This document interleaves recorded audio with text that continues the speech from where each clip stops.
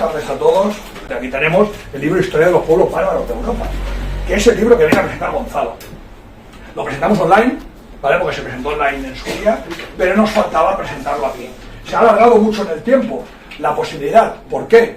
Pues porque normalmente Gonzalo viene a Barcelona para los aniversarios de Acción Literaria de Dunedain, que acostumbran a ser en mayo. Siempre decimos que la fundación de Acción Literaria de Dunedain fue el día de la conversión del reino, ¿no? Del reino visigodo, que se convierte y lo cojamos como fecha fundacional. Que fue casualidad, las cosas como son. Pues no olvidemos, que la gente no lo sabe, pero Acción Literaria de Dunedain nace de un grupo de WhatsApp. Pero confinamiento, pues unos trasnochados, porque no tiene otro nombre, ahora se llama Montaraces para quedar bien, pero unos trasnochados deciden hacer un grupo de WhatsApp que acaba degenerando, por decirlo de alguna manera, en todo eso. Entonces este año en San Juan no fue posible hacerlo, las circunstancias fueron las que fueron, y Gonzalo pues ha venido este fin de semana. Este libro ya fue presentado, está escrito de medias con Daniel Gómez, su compañero, de aventuras y de empresas y de todo, y de apostolado. Y bueno, pues él viene a presentárnoslo hoy aquí. Mañana, el que quiera, Gonzalo dará una charla en San Jorge de Baicarca, la parroquia, por la tarde, a las 7 de la tarde, Tolkien y el mito.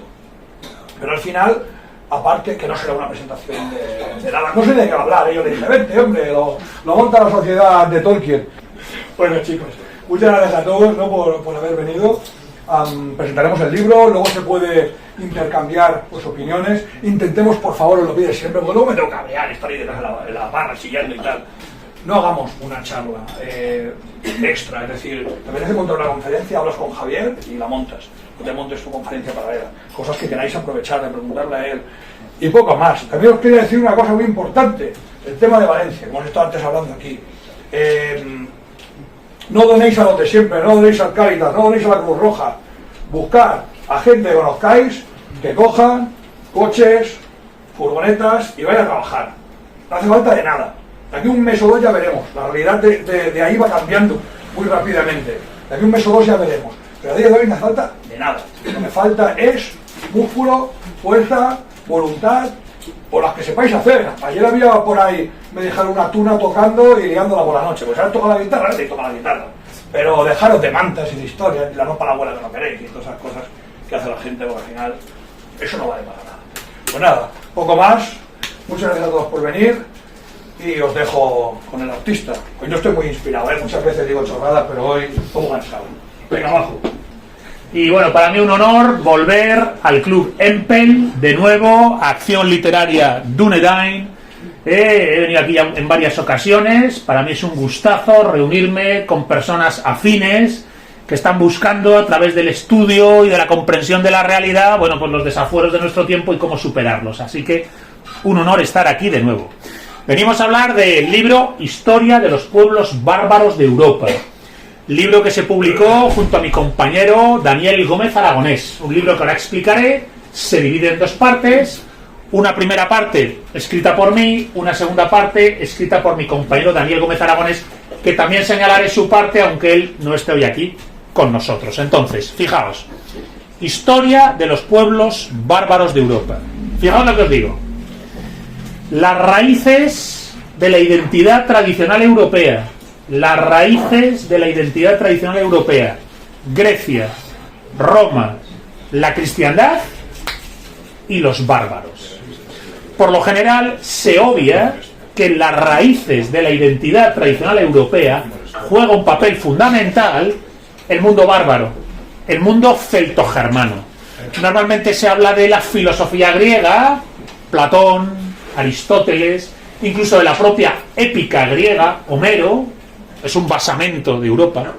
Se habla de Roma, del derecho romano. Yo incluso más que el derecho romano diría la idea de Estado que genera Roma, el poder logístico de un Estado que genera Roma, sería un aporte fundamental, ¿no?, del mundo romano. Y se habla obviamente de la cristiandad, el Dios uno y trino. El Dios uno y trino acaba siendo la consumación religiosa europea. Nosotros defendemos que en el Dios uno y trino de la tradición cristiana no hay tanto una ruptura con el ciclo pagano como una reformulación del ciclo pagano en una clave superior del Dios uno y trino cristiano. También aquí la cristiandad como un elemento fundamental para generar la reivindicación de la dignidad esencial del sujeto. Bien, filosofía griega, derecho romano, cristiandad. Bueno, pues en las raíces de la identidad tradicional europea hay que reivindicar también a los bárbaros. Y en primer lugar hay que reivindicar a los bárbaros desde un punto de vista casi diría empírico, histórico. ¿En qué sentido? Mirar, cuando cae el Imperio Romano, se producen las invasiones bárbaras y se fundan los primeros reinos de la Alta Edad Media, se produce una germanización de la cultura europea, una barbarización vía germanos de la cultura europea. Y entonces, en esa identidad tradicional europea no solo estará, hemos dicho, filosofía griega, derecho romano y humanismo cristiano, sino que también está toda una narrativa épica y mágica que aporta ese mundo bárbaro.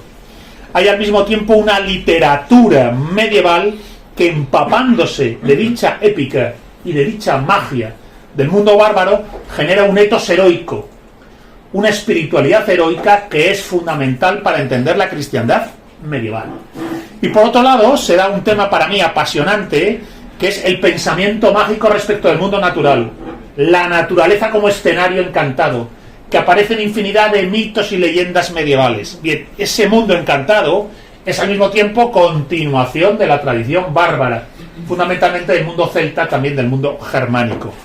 En este sentido, la tradición europea contiene infinidad de leyendas, de cuentos, de fiestas populares, de mascaradas, de religiosidad popular, que remiten no a la filosofía griega, no al derecho romano, ni siquiera al cristianismo institucional, sino a la antigua fuente bárbara celtogermánica.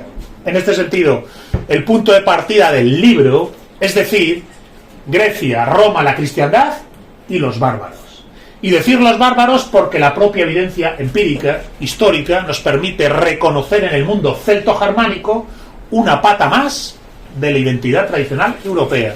Y he señalado la épica, el pensamiento mágico respecto de la naturaleza, la literatura medieval empapada de dicha épica en el etos heroico, en la espiritualidad heroica medieval, e incluso leyendas, fiestas populares, mascaradas, romerías, que remiten a un sustrato que es incluso prerromano, precristiano, bárbaro. A partir de aquí, el libro también nos señala que si el bárbaro ocupa un papel fundamental que debe ser subrayado en la identidad tradicional junto a Grecia, Roma y la cristiandad, también va a pasar que a partir del siglo XIX aparece lo que yo llamo el bárbaro romántico. El bárbaro romántico, que es el que va a impregnar la modernidad contemporánea. Durante el siglo XIX aparece una primera idea de Occidente decadente. Occidente entra en decadencia. Y a través de la ideología nacionalista, no solo, pero fundamentalmente la ideología nacionalista, la búsqueda de unas raíces ancestrales. Y entonces sí, la idea de la pureza bárbara. Y aquí, la poética, por favor, los teléfonos apagadlos o silenciarlos, teléfonos apagados o silenciados. Decía, la pureza bárbara, en ese romanticismo decimonónico respecto del bárbaro. Y entonces sí, la recuperación de la literatura original, fundamentalmente del mundo germánico, donde aparece la poética de los dioses del mundo bárbaro, la poética de sus guerreros, de su imagen casi estereotipada. Y aparece entonces un bárbaro que ya no es el histórico, que es el bárbaro romantizado del siglo XIX. Este bárbaro romantizado es el que en realidad en la cultura popular, incluso de nuestro tiempo, sigue vigente. Aquí en este bárbaro romántico del siglo XIX, fijaos que juega un papel fundamental el vikingo. El vikingo se convierte en el bárbaro por excelencia. El romanticismo genera una imagen completamente estereotipada, idealizada, del bárbaro vikingo, como poseedor de una fuerza, de un coraje, de una raíz ancestral, de una poesía, ¿no? La literatura escandinava de la Alta Edad Media, de una poesía preciosa, evocadora de unos dioses, que ese siglo XIX, bueno, pues va a ensalzar como paradigma de barbarie. Para mucha gente el común del bárbaro es el vikingo. Bien, esto también apelará a un tema que no voy a desarrollar aquí, que se gesta en el siglo XIX, que sería el nordicismo. Incluso el racismo supremacista nordicista, que es el que acaba mirando, ¿no?, con recelo al sur de Europa, ¿no? Desde la perspectiva nordicista, solo es blanco el hombre nórdico. El resto de Europa no. Bien. Bueno, pues todos estos delirios, idealizaciones y exageraciones son del siglo XIX y tienen que ver un poco con el tema bárbaro. Si queremos entender a los bárbaros, no solo hay un momento histórico que comprender, de esos bárbaros ahora veremos que se enfrentan a Roma, o de esos bárbaros que destruyen Roma, sino que para entender a los bárbaros también hay un momento romántico que genera el paradigma, por decirlo así, del vikingo, o la deriva, ¿no?, de ese racismo nordicista, que a mí me parece uno de los grandes disparates, ¿no?, de los racismos del siglo XIX, ¿no? El nordicismo, pues a día de hoy sigue vigente, ¿no? En internet lo podemos ver, ¿no? El famoso músico Bar Vikernes, ¿no? Que considera solo eres de raza blanca si tienes ojos azules, pero rubio y mides más de 1,80 m. Joder, bueno, Entonces, todo ese tipo de necedades se gestan ya en torno a este siglo XIX. Y luego ya estaría un bárbaro muy interesante, que yo le llamo el de la cultura pop, propiamente dicho, que es el que vamos a encontrar en los cómics a partir de los años 70, que vamos a encontrar en la música rock, en el heavy metal, en la espada salvaje de Conan, y donde se genera un bárbaro que incluso en los 80, a través del cine, con la famosa película de Arnold Schwarzenegger, Conan el Bárbaro, bueno, pues se convierte en un icono puramente pop. Yo aquí diría que este bárbaro pop de los tebeos de Conan, del heavy metal, del viking metal, del hard rock, etcétera, por un lado tiene un elemento puramente diletante, analgésico, que no hace más que tapar la debilidad del hombre postmoderno, pero en muchas ocasiones este bárbaro puramente pop sí que tiene un elemento positivo, pues parece como que inspira en algunos sujetos un instinto antimoderno, ¿no? La gente dice, ostras, pues yo quiero ese furor bárbaro, yo quiero encarnar el coraje y el valor bárbaro. Yo aquí recomiendo la película El hombre del norte, no sé si la habéis visto, es una película sobre vikingos, donde hace un retrato del bárbaro con una crudeza que por un lado espanta, pero por otro lado admira, ¿no? Bien, pues entonces incluso en la cultura cinematográfica y de cómic, el bárbaro, bueno, pues a veces es un mero placebo y otras veces quizás inspire algo. Aquí yo vengo a decir que en ese ámbito de la inspiración, y ya trayéndolo a época contemporánea, sería bueno que el bárbaro lo viéramos como lo que ha acabado siendo en la narrativa histórica más original, ¿no? Cuando se empieza, tras la caída del Imperio Romano, a gestar la Alta Edad Media, y posteriormente se empieza a entender qué ha sido la caída de Roma. Entonces, el bárbaro históricamente es quien derrumba la decadencia, ¿no? El mundo decadente y putrefacto debe ser derrumbado por los bárbaros, los cuales a su vez tienen que ser tapón de los salvajes. El salvaje está por debajo del bárbaro. El salvaje está en estado de irracionalidad. Es el caníbal, es el antropófago, es la tiranía caníbal, es la irracionalidad de una brujería chamánica, ¿no? En los relatos de fantasía heroica alrededor del bárbaro. Bien, pues yo digo, el bárbaro del siglo XXI, si tenemos que reivindicarle, que sea el que destruye la civilización decadente y pone pie en pared frente a los salvajes, frente a la irracionalidad.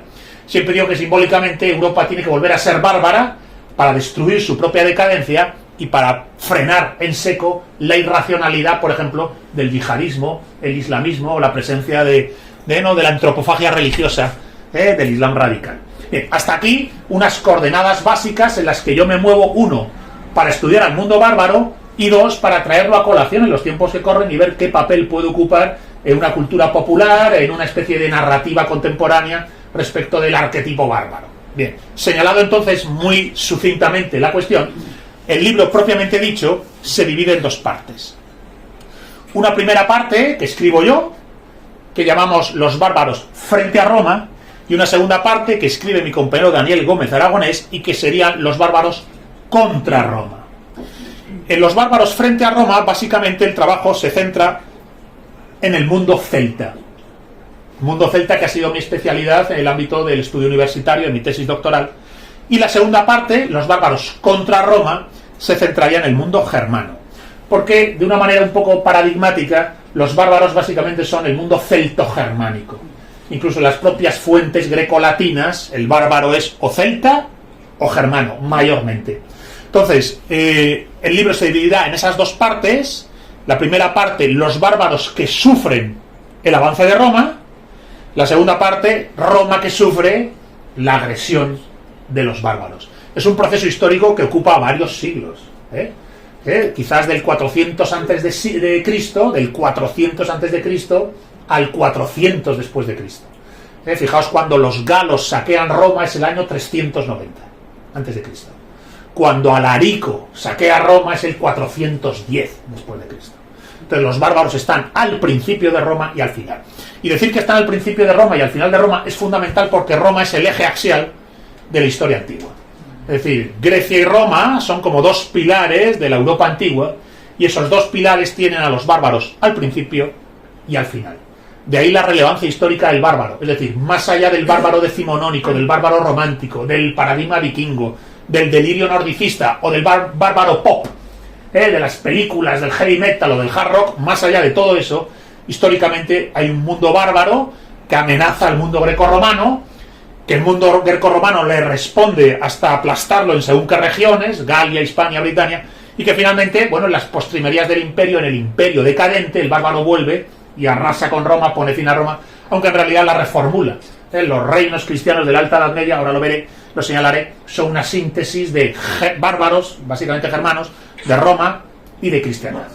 A partir de aquí, en la parte que a mí corresponde, la parte de los bárbaros frente a Roma, se centra en el tema de los celtas.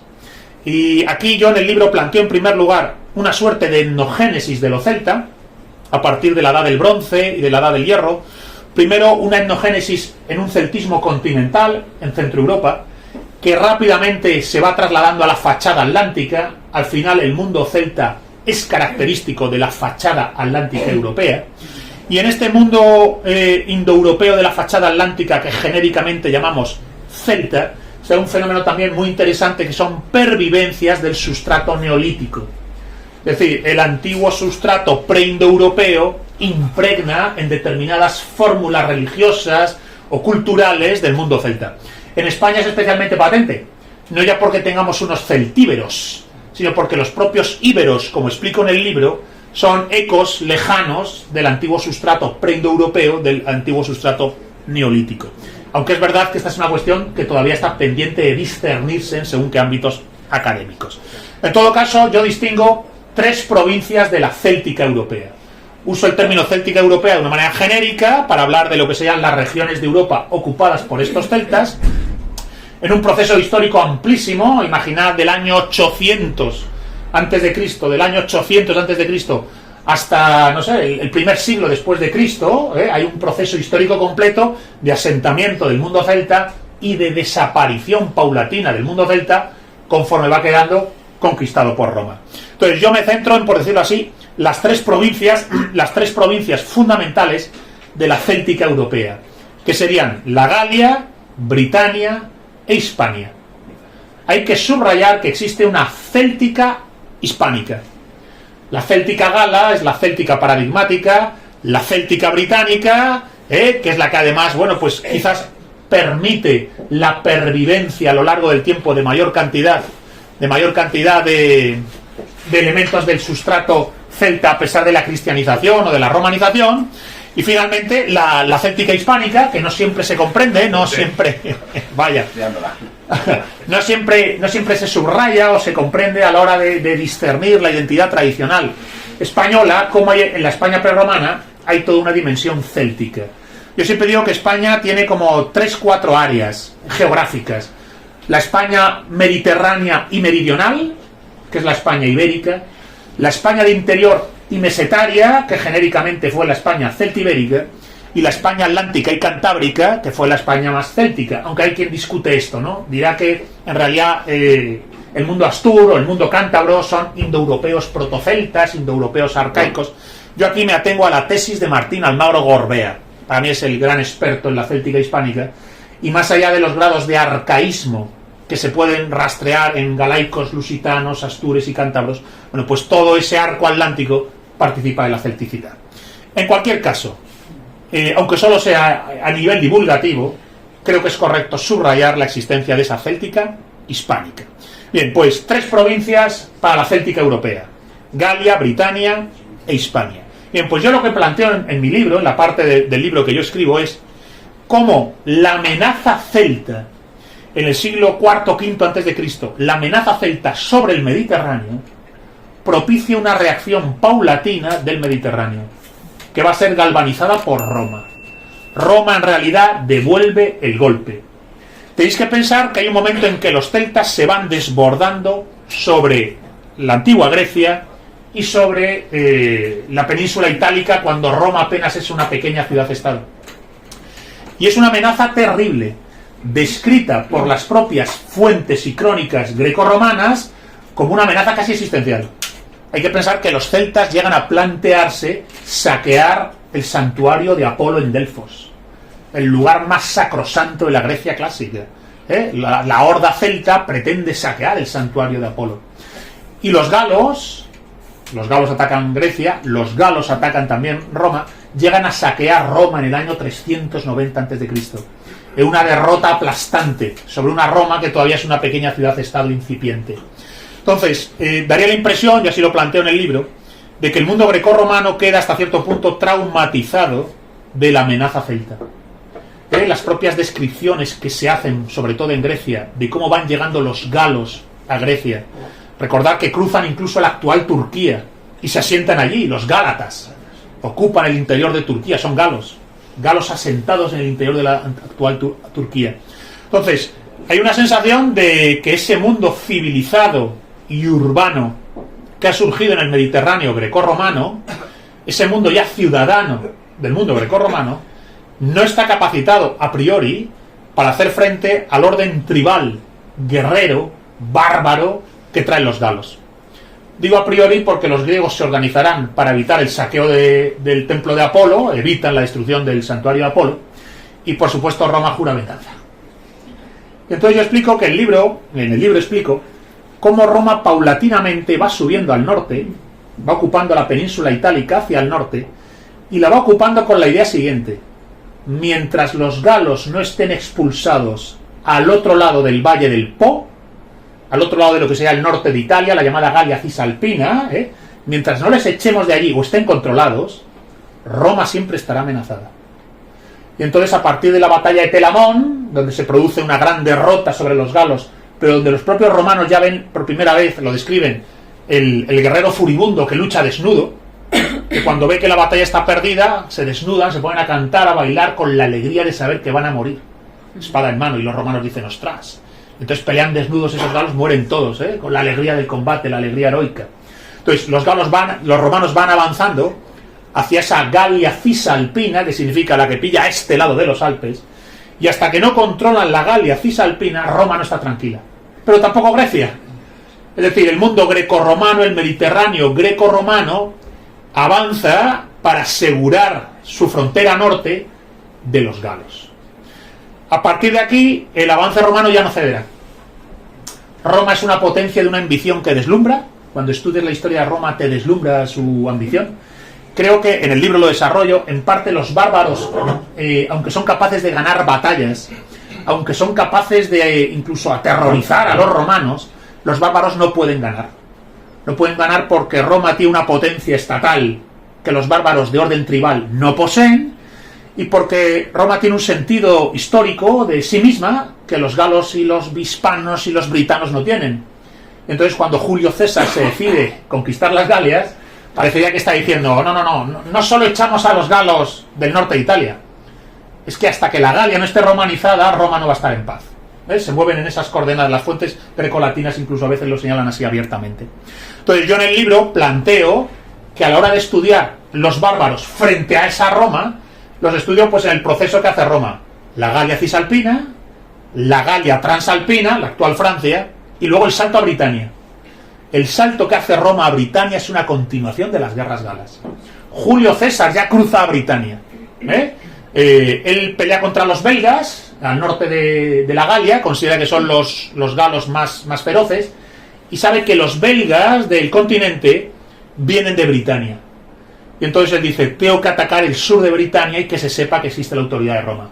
A partir de ahí entrará el proyecto de Roma de hacer caer Britania también. Entonces el libro plantea no solo por un lado la amenaza celta sobre el mundo grecorromano, siglo IV-V a.C., sino después el avance y contestación a través de Roma de ese Mediterráneo civilizado a la barbarie y el orden tribal y la ética heroica del mundo bárbaro. Entonces, Galia Cisalpina, Galia Transalpina, Britania. Ahora, aquí queda Hispania, al oeste. Hispania no es una amenaza para Roma. Los celtíberos no atacan Roma, ¿no? Ahora, ¿qué ocurre? Yo entro al final a hablar de la Hispania celta y de la conquista romana de Hispania, ha sido mi especialidad en la tesis doctoral, porque Roma llega a Hispania de otra manera. Roma llega a Hispania a través de la Segunda Guerra Púnica. Recordar la España meridional y la España mediterránea, el sur y el levante español, acaban siendo plataforma para Cartago. Cartago pacta con los íberos o derrota a tribus íberas para hacerlas aliadas suyas. Desde esa fachada mediterránea y meridional de España, de la antigua Hispania o Iberia, los cartagineses consiguen también reclutar tropas celtibéricas del interior, pero su asentamiento es la costa. Y entonces desde la costa sabéis la campaña de Aníbal en la Segunda Guerra Púnica. Cruza los Pirineos, cruza los Alpes, ataca Roma. Bien, pues Roma, para atacar la retaguardia de Aníbal, ataca ya las costas de Hispania, desembarca en Hispania. Entonces la primera operación de Roma en Hispania no es contra los hispanos, sino contra la presencia cartaginesa y los ejércitos íberos en el bando cartaginés. Entonces es cuando se producirán las derrotas de los cartagineses en Hispania y las derrotas de los rebeldes íberos, que al principio incluso se han puesto algunos del lado de Roma, pero cuando han visto que Roma viene para quedarse, han peleado también contra Roma. Aquí en Cataluña conoceréis, Indivili Mandonio, los líderes ilegertes, que primero están con Cartago, que cuando ven llegar a Roma piensan apoyar a Roma para sacudirse el yugo cartaginés, y cuando ven que Roma también es un yugo, se rebelan contra Roma. Entonces, para Roma la conquista de la España ibérica, mediterránea y meridional, no digo que sea fácil, que no lo es, lo explico en el libro, no es fácil ni mucho menos, pero hace parte de la Segunda Guerra Púnica. Es decir, el proyecto de la Segunda Guerra Púnica termina por implicar la conquista de la España íbera. Claro, una vez asentada la España íbera, empieza el sistema de trabajo romano, que es, si queremos asegurar la costa mediterránea y la costa del sur de Hispania, hay que asegurar el interior. Y entonces empieza el avance de Roma hacia el interior de España, de la meseta, ¿no? Con la conquista de Toledo. Yo explico en el libro que el primer enclave del interior que Roma ataca en realidad es Toledo. Entre el año 193 y 191 la ciudad carpetana ya cae del bando romano. Y entonces Roma se asienta en el centro y puede comunicar el levante y el sur desde la meseta. Claro, una vez establecida Roma en Toledo, pues vendrá una serie de problemas. La guerra de Viriato, la guerra de Numancia y finalmente, ¿no?, la épica de las guerras asturcántabras. Entonces, en lo que corresponde a mi parte de este libro, donde primero he enmarcado por qué los bárbaros, razón histórica, razón romántico, decimonónica y razón pop casi a día de hoy, comprenderlos, después ya he entrado en el proceso histórico. Y lo que a mí respecta del libro, digo, el proceso histórico es galos, britanos, hispanos. La Galia, Britania, Hispania. A partir de aquí, yo no puedo evitar subrayar episodios fundamentales de estas guerras, porque yo creo que son patrimonio de la historia de Europa. Es decir, la conquista de Julio César de la Galia y su lucha contra Vercingétorix es una cosa increíble, que deberíamos conocer todos los europeos. Y no puedes sino admirar al pobre, entre comillas, pobre Vercingétorix. Cómo tiene que tratar de aliar a las distintas tribus galas, porque se dan cuenta él y posiblemente los druidas del bosque de los Carnutes. Roma explica, César explica, que en la zona de los Carnutes hay un bosque sagrado, donde se reúnen los druidas, que funcionan como una suerte de autoridad espiritual de la Galia, en general del mundo celto-britano y celto-galo. Bien, y entonces de ese bosque procede el propio Vercingétorix, parecería aleccionado por estos druidas, que son los que han entendido que Roma no ha venido a defender a los galos de otros galos o de los suevos. La primera vez que Julio César entra en la Galia es porque los suevos, que son germanos, han cruzado el Rin y están atacando la Galia. Y los galos piden ayuda a Roma y dicen, ojo, estos tíos que han venido, estos germanos, son de armas tomar, necesitamos ayuda. Y Julio César va allí y derrota a los suevos. Es que César es un cabrón, derrotaba. De hecho, lo cuento, las tropas, los legionarios se asustan y dicen, que no queremos ir a la guerra con los suevos, que dicen que miden 2 metros, que son gigantes, que no sé qué. Y dice Roma, bueno, dejaos de historias. Somos romanos, nos vamos a organizar y si nos organizamos les derrotamos. Entonces, no sé si conocéis la anécdota, que llega la luna llena y con luna llena ve que el campamento está tranquilo, o sea, César entiende algo, que el campamento suevo algo le pasa, y entonces consigue enterarse de que los suevos tienen como norma religiosa, creo que era que en luna llena no se ataca, es una noche sagrada. Entonces dice Julio César, venga, al ataque todo.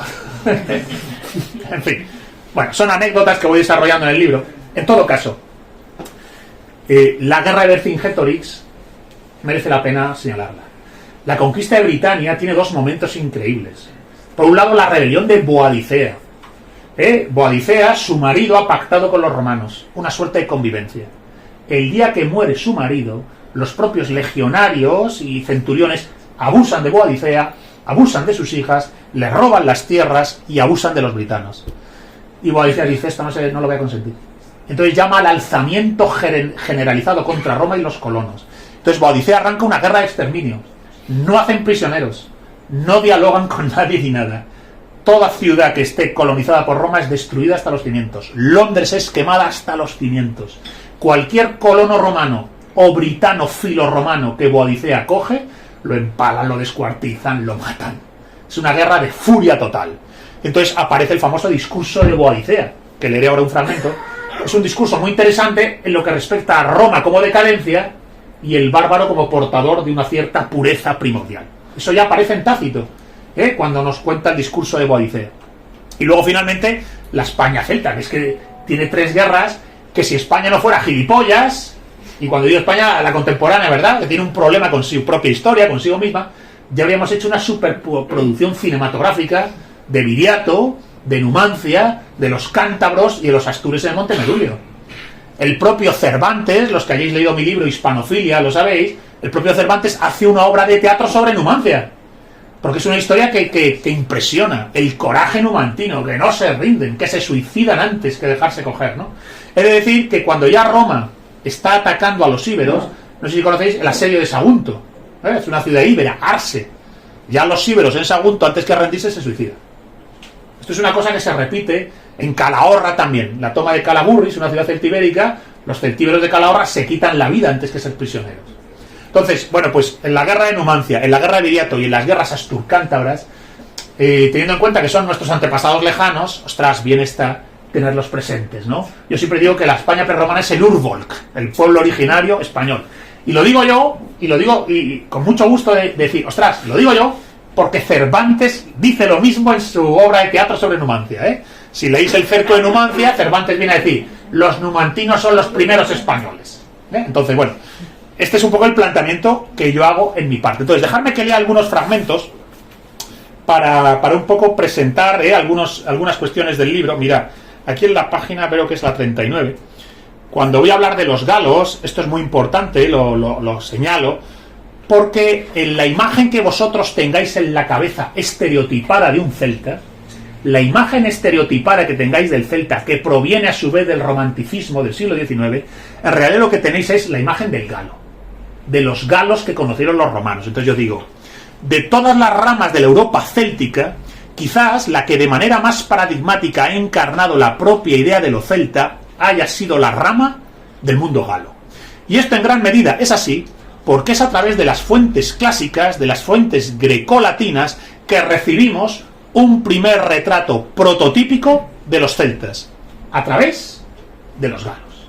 Es decir, cuando los griegos cuentan qué cosas son los galos, cuando los romanos cuentan qué cosas son los galos, tenemos un primer retrato paradigmático del bárbaro, tribal, guerrero, de un valor sin tacha, de un valor temerario, de una capacidad de empuje arrolladora, pero de una capacidad de organización casi nula.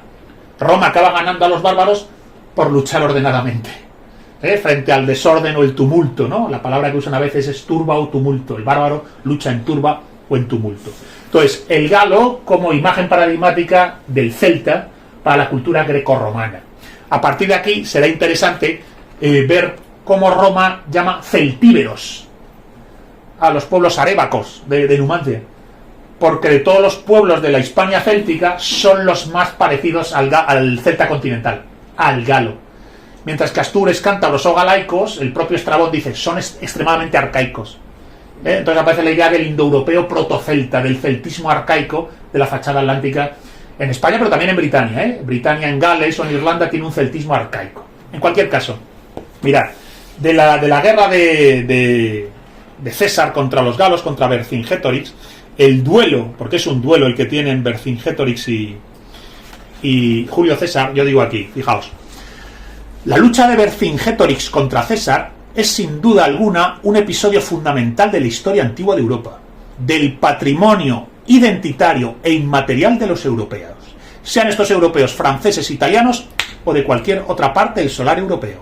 El líder galo, uniendo a las distintas tribus de su pueblo, contra el brillante e implacable conquistador romano, en una lucha que no puede sino quedar impregnada de la épica de las grandes batallas y del halo romántico de la imagen paradigmática del jefe bárbaro frente al más afamado general romano, y una lucha terrible que termina por someter a la Galia a los míticos y temibles galos, es sin duda un episodio fundamental de nuestra historia como europeos. Un episodio fundamental de quiénes somos como europeos. Yo reivindico que toda la tradición europea es nuestra. Es decir, Numancia, Vercingetorix, Julio César, las sagas vikingas, Valle Inclán en el siglo XIX, Cervantes o Molière. ¿Entendéis? Es decir, hay que saber hacer un patriotismo no solo español, sino europeo. Entonces yo reivindico hacer eso con Vercingetorix y Julio César. Porque lo narro en el libro, Julio César tiene el episodio de Alesia. Recordar, Vercingetorix dice: me refugio en la ciudad fortificada de Alesia. Obligo a Julio César a plantarme asedio, pero queda completamente aislado de sus bases de aprovisionamiento en el sur de la Galia. Queda aislado. Le dejo aislado frente a mí, pero yo ya he convocado a todos los pueblos de la Galia rebelde para que ataquen a Julio César. De tal modo que cuando lleguen los galos a ayudar a Vercingetorix, Julio César queda atrapado frente a Vercingetorix en Alesia y los galos que le van a desbordar. Entonces Julio César, claro, dice: sí, pero yo soy romano, cuidado conmigo. Entonces no sé si sabéis que él se autofortifica a sí mismo con una especie de castillo, con una empalizada gigante. De tal modo que cuando llega un inmenso ejército galo que podía triplicar o cuatriplicar el ejército romano, Roma no solo está asediando la ciudad fortificada de Alesia, sino que se ha generado a sí mismo una especie de fortaleza alrededor. Los galos tienen que asediar al propio César. Y César se ha organizado de un modo tal que si salen de Alesia a ayudar a los otros galos, caen en las empalizadas y en los fosos. Y al mismo tiempo, si los galos atacan cualquier punto de la empalizada, tiene un sistema de banderas y de llamadas para que todo el ejército romano, ¡pum!, sea capaz de resistir en un punto. Es verdad que posiblemente ese ejército galo fue el ejército más grande que jamás se organizó en la antigüedad en la Galia. Y hay un momento en que llegan a desbordar la muralla romana. O sea, llegan a entrar dentro.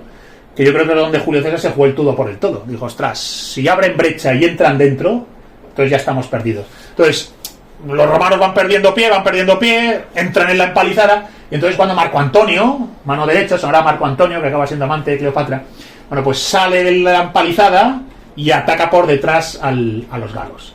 Los galos se ven entre dos fuegos, no se organizan bien, tenían empuje, pero yo creo que a los bárbaros siempre les faltó organización.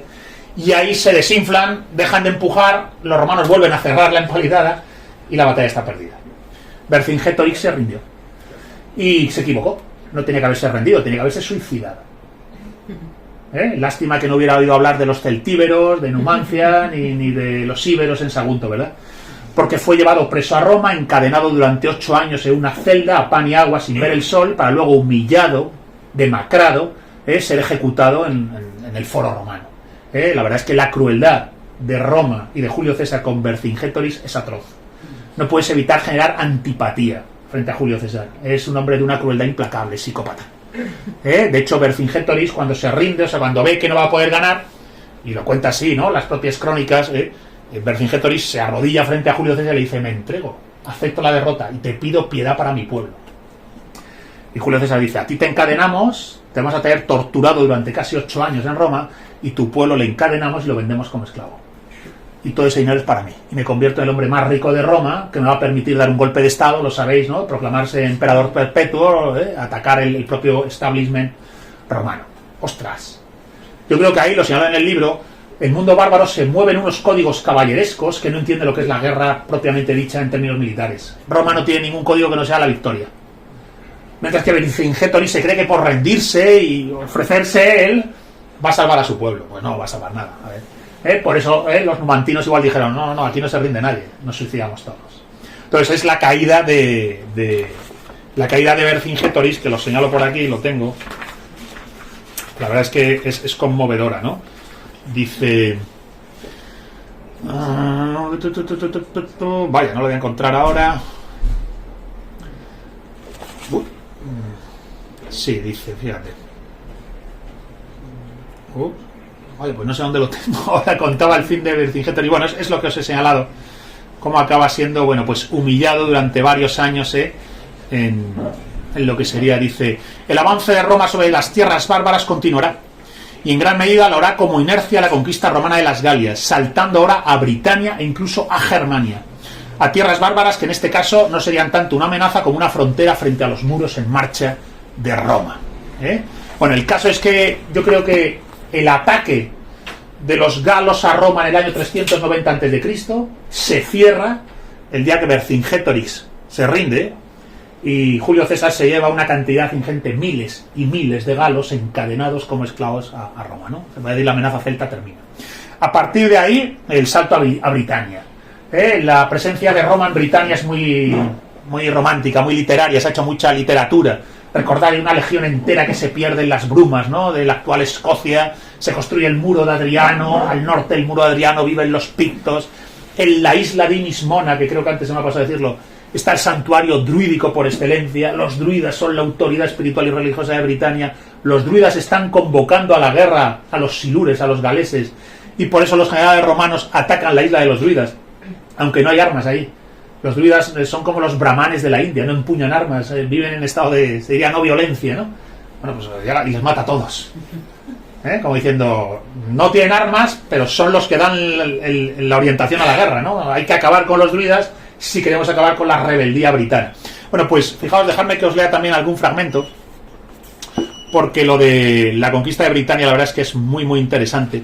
Fijaos cómo empieza Tácito, al hablar de la conquista de Britania, dice: Britania, su cielo se ve oscurecido por continuas lluvias y nieblas. O sea, ya la imagen paradigmática de la Europa atlántica y de las islas británicas como un lugar de un clima así, ¿no?, antimediterráneo, ¿no? Vamos, en Tácito. Dice: situada a poniente, al otro lado de las costas occidentales de Europa, rodeada entera por aguas del Atlántico, con fin del noroeste desde el ángulo del Mediterráneo grecolatino, soleado y civilizado, Britania se configura como el otro gran clásico del mundo celta. En este caso no es la amenaza de los galos, ¿no?, sino de la tierra brumosa, misteriosa y lejana de los druidas de la isla de Inismona o de la feroz reina guerrera Boadicea. Es verdad que lo que conocemos del druidismo lo conocemos básicamente a través de los druidas de la Galia que señala Julio César, pero también de los druidas de Britania, ¿no?, de la isla de Inismona. Yo señalo aquí en el libro, digo, los druidas corresponden en el mundo celta al principio de la autoridad espiritual. Son, por decirlo así, los guardianes de la tradición. Lo hemos recogido en nuestro libro El poder del mito. En el orden y en la cosmovisión indoeuropea, ya sea en Platón, en la República, en las leyes de Manu, de la India, en el orden estamental medieval, en infinidad de mitos griegos, germanos, eslavos, se recoge un sistema jerárquico de 3 funciones, donde por un lado estarían en la cúspide de la pirámide social y como primera función, la autoridad espiritual y religiosa, la tradición en su sentido mayúsculo. Y entonces, por ejemplo, en la India, los guardianes de la tradición son los brahmanes. En el mundo celta, galo y britano es el druida. Bien, pues esos druidas de Britania son los que, aunque no están armados, viven en estado pacífico en la isla de Inismona, son los apóstoles de la resistencia antirromana. Roma destruirá a los druidas de Inismona. Todo esto acabará propiciando, lo he dicho antes, el alzamiento sanguinario de Boadicea. Boadicea es un personaje fascinante. Fijaos cómo la describe también los romanos, Dion Casio. Fijaos lo que dice Boadicea, dice: de alta estatura, de apariencia terrible, mirada fiera y voz áspera. Una gran melena rubia le caía hasta las caderas, y en torno a su cuello un torques de oro. Recordar, el torques de oro es el símbolo celta de la jefatura, Dice: vestida con túnica multicolor sobre la que echaba su capa fijada con una fíbula. ¿Sabéis las fíbulas? Podemos verlas en el Museo Arqueológico Nacional. Bueno, aquí también las hemos visto, ¿no? Consigue convocar una cantidad ingente de britanos, pero bueno, su lucha es extremadamente desordenada y Roma vuelve a ganar. Roma vuelve a ganar y Boadicea, bueno, pues a diferencia de Vercingetorix, no se rinde ni nada, se suicida. Se quita la vida, ella y sus hijas se suicidan. Bien, ¿qué ocurre? Que ella, antes de la batalla, da un discurso que posiblemente se mantuvo en la cultura popular britana hasta el punto de que los legionarios, los romanos lo conocieron, y Tácito, un poco inspirado por el estoicismo, también lo va a reformular en términos romanos. Entonces yo creo que el discurso de Boadicea retrata muy bien cómo sería el bárbaro que detesta a Roma. por qué detesta Roma, por qué está dispuesto a luchar contra Roma, por qué Roma es decadente. Entonces fijaos que no es todavía la Roma de la decadencia, no es la Roma del Bajo Imperio, pero en el discurso de Boadicea aparece esa idea para mí muy importante de que la civilización se puede pudrir. Se puede pudrir por dentro, convertirse en una manzana podrida. Y los bárbaros son los que lo ven. Y son capaces de decir, tu progreso, tu fuerza material de hombre civilizado no sirve para nada si te has convertido en esta cosa putrefacta. Entonces, fijaos, en el discurso hay un momento en que dice, se dirige a otros britanos, ¿no?, a su ejército, y les dice, habéis aprendido mediante la experiencia cuán distinta es la libertad de la esclavitud. Lo primero que les dice, habéis aprendido por la experiencia de estar sometidos a Roma, ya están sometidos los britanos, Boadicea se revela, entonces dice, habéis aprendido por la experiencia cuán distinta es la libertad de la esclavitud. Por eso, aunque algunos entre vosotros pudierais anteriormente, por ignorancia de ello, haber sido engañados por las atractivas promesas de los romanos, ahora que habéis probado lo uno y lo otro, habéis aprendido qué gran error cometisteis al preferir una tiranía importada sobre vuestro modo de vida tradicional. Y entonces habéis llegado a daros cuenta cuán mejor es la pobreza sin amo a la riqueza en esclavitud. Preferimos ser pobres pero libres que ser ricos pero esclavos. Habéis aprendido qué gran error cometisteis al preferir una tiranía extranjera sobre vuestro modo de vida tradicional. Buena frase esta de Boadicea, ¿verdad? Y luego más adelante dice, a ver, ¿dónde lo tengo? Que antes, aquí. Dice, está criticando a los romanos, ¿no? Y dice, Nerón, son los tiempos de Nerón, dice, Nerón, a quien dicen que es su nombre, aunque en realidad es una mujer, como demuestran sus cantos, su manera de tocar la lira y lo que acicala su persona. Le considera una especie de hombre afeminado degenerado. Y luego habla de los romanos y dice, fijaos lo que dice de los romanos, dice, estos hombres insolentes, injustos, insaciables e impíos. Si es que en verdad podemos llamar hombres a tales gentes que se bañan en agua caliente, comen alimentos refinados, beben vino sin mezclar, se ungen con mirra, duermen sobre colchones suaves con muchachos como compañeros de cama, muchachos a los que así corrompen, y son esclavos del tal Nerón, que toca la lira y además la toca fatal. Boadicea describiendo la decadencia de Roma, insolentes, injustos, refinados hasta el amanaramiento, que se van a la cama con muchachos, ¿no? Son pedófilos, pederastras, es una cosa monstruosa. Entonces ella dice, nosotros somos los britanos, entonces no vamos a ser romanos. El odio antirromano de Boadicea es muy patente. Este se repetirá después en el discurso de Calgaco, el líder picto, que es derrotado por Roma. El discurso de Calgaco también lo recojo en el libro, si os interesa, el discurso de Calgaco. E incluso también hay un momento interesante en la conquista romana de Britania, que es el líder gaélico de Gales, Silur, que se llama Caracato. Caracato es al final llevado preso hasta Roma y echa un discurso donde trata de salvarse, ¿no?, de la esclavitud y tal. Y es cuando él no puede evitar decir, cuando ve Roma, ¿no?, la grandeza de Roma, no puede evitar decir, ¿cómo teniendo tales posesiones y riquezas podéis haber podido ambicionar nuestras pobres cabañas de barro?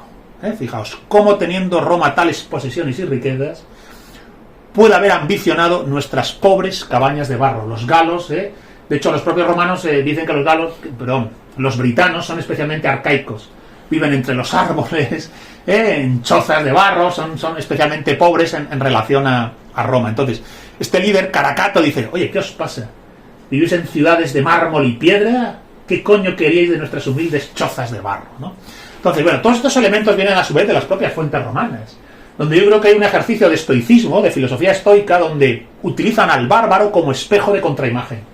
Como diciendo, el bárbaro nos enseña más de la pureza y de la conducta recta que el romano medio, que ya es un ciudadano decadente y degenerado, ¿vale?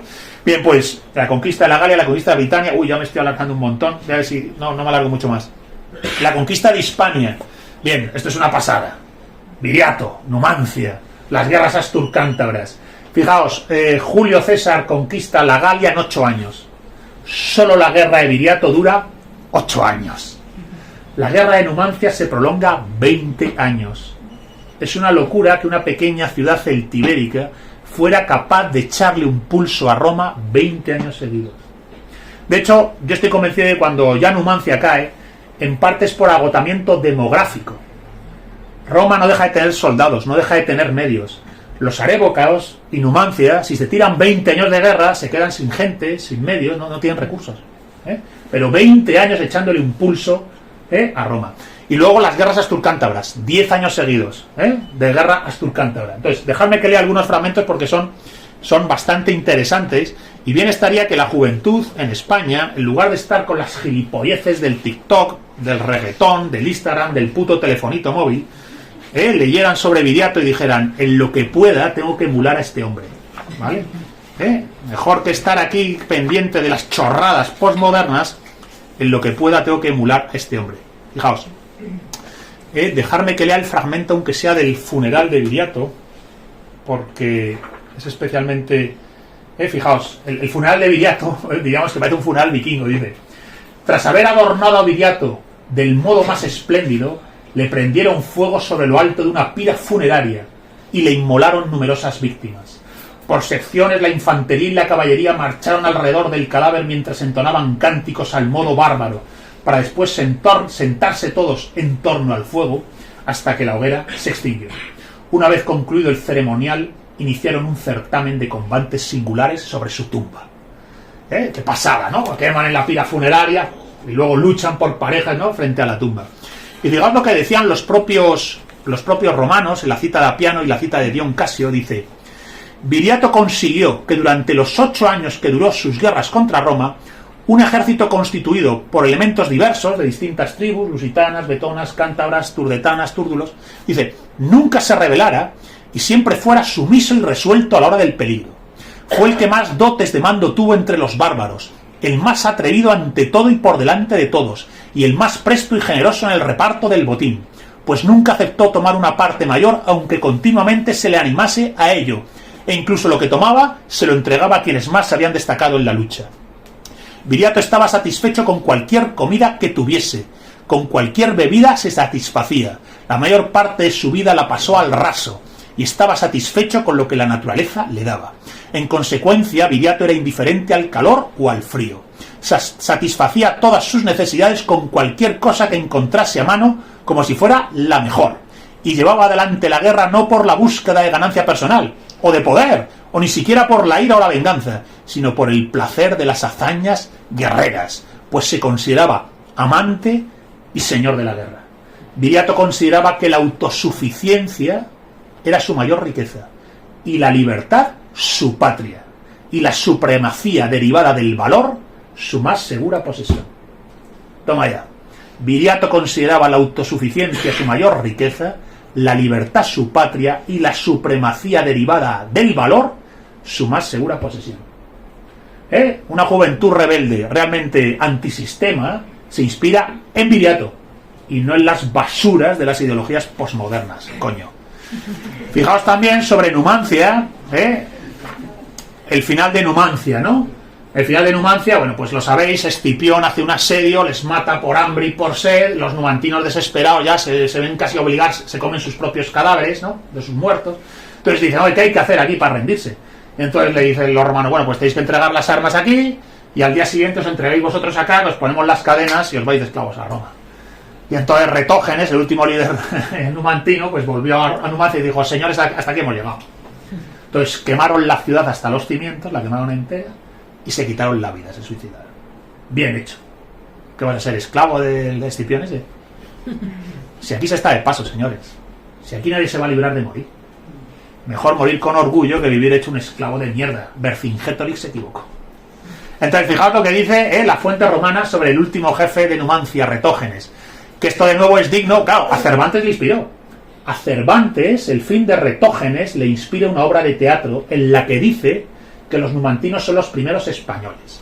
Si a día de hoy alguien hace una película basada en la obra de teatro de Cervantes, basada a su vez en la historia de Numancia, y dice que los numantinos son los primeros españoles, ¿qué pasaría? Habría un montón de pseudointelectuales y opinólogos de mierda que saldrían con su basura antiespañola. Y pues habría que decir, oye, ojito, que son palabras de Miguel de Cervantes Saavedra. Bien, bueno, pues el caso es que Cervantes se basa en una cita de Floro, famosísima, que es maravillosa, que dice: Retógenes, jefe numantino, rendida ya la ciudad, ordenó a sus hombres luchar a muerte por parejas frente a una gran hoguera, mientras él observaba con su espada clavada en el suelo. Los vencedores, tras arrojar los cuerpos de los compañeros muertos al fuego, dirigieron sus armas contra ellos mismos y también se arrojaron al fuego. Finalmente Retógenes también se clavó su propia espada y acto seguido se arrojó él mismo al fuego con el resto de sus compañeros. Con 2 cojones, ¿verdad? Madre mía. ¿En quién podemos basarnos para generar la antropología rebelde contra el mundo moderno? Pues en los bárbaros, coño. En los bárbaros de verdad. No hace falta leer ni siquiera Mi amado Conan. No te digo ya el vikingo romántico del siglo XIX.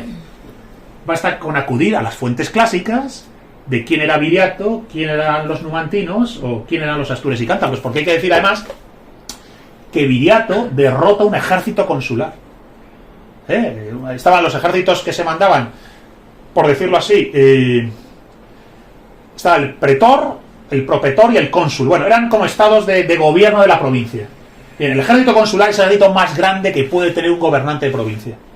Es decir, el gobernante de Hispania le da un ejército consular para derrotar a Viriato. Viriato le derrota. Y manda un ejército consular contra Numancia y Numancia derrota al ejército consular. Y en los 2 casos vuelve a aplicarse lo que yo llamo la ética caballeresca, la que llevó a su ruina a Vercingétorix. Yo me rindo y como soy un caballero, tú también lo eres, perdonas a mi pueblo y a mí si quieres me matas. ¿Verdad? Y Julio César no hizo eso. Pues aquí, fijaos, derrota a un ejército consular y tanto Viriato como Numancia le dicen al cónsul derrotado: te hemos ganado. Bien, pues no te vamos a matar. Y podríamos pasar a cuchillo a todo tu ejército, os tenemos rendidos. Simplemente tienes que aceptar que te he ganado. Y te vuelves a Roma y dices: Viriato a partir de ahora será amigo libre de Roma. Esto significa que me sigo autogobernando y si quieres me pides ayuda, pero ya no me jodes. Numancia hizo lo mismo. Derrota al cónsul y le dice: vuélvete a Roma. Y le dices que a partir de ahora Numancia será amiga libre de Roma. Nos podéis pedir ayuda incluso. Iremos con nuestros hombres a vuestro ejército. Pero ya seremos libres. Te he ganado. Me has echado el pulso y te he ganado el pulso. Claro, el Senado dijo: ni de coña. Y cuando Viriato había desmovilizado su ejército, al año siguiente, ¡pum!, otro ejército ingente en Hispania. Claro, Roma podía hacer eso. Mandarte un año tras otro ejército ingente. Y en Numancia, ¡pum!, otra vez. Y en este caso Escipión ya se las apañó para decir: mira, esto sabes cómo se gana. Ya son pocos y cada vez tienen menos recursos. Hay que asfixiarles. Entonces les hacen el cerco famoso, ¿no?, donde les matan, he dicho, de hambre y sed a los numantinos. Pero 2 ejércitos consulares. En la Galia no se gana ningún ejército consular, en Britania tampoco. Bien estaría recordarlo. Y finalmente, dejadme que hable de los astures y cántabros, porque me encanta lo que dice Estrabón de los habitantes del norte de España. Fijaos, ¿no? Se habla de la bruma britana, ¿no? Los galos, tal, pero fijaos lo que dice de la gente que vivía en la cornisa cantábrica, que es una tierra especial. Yo amo el norte de España, para mí es lo que más me gusta del mundo es Asturias, Cantabria, Galicia, eso es un tesoro. Porque son montañas pegadas al océano, pero pegadas que puedes bañarte en el océano y en 10 minutos estás subiendo la montaña, ¿no? Entonces dice: todos los montañeses son austeros, beben normalmente agua, duermen en el suelo, se dejan el caballo largo, se lo ciñen con una banda en la frente, comen carne de cabra, sacrifican al dios de la guerra machos cabríos, prisioneros y caballos, realizan competiciones atléticas y militares de infantería y caballería, también de pugilato y carreras, y luchan en guerrilla y en formación. Todos los montañeses son austeros, beben agua, duermen en el suelo, llevan el pelo largo, se ponen una cinta y se dedican a deportes de pugilato, caballería, guerrilla. Madre mía, tío, es súper total, ¿no? Dice también, fijaos, dice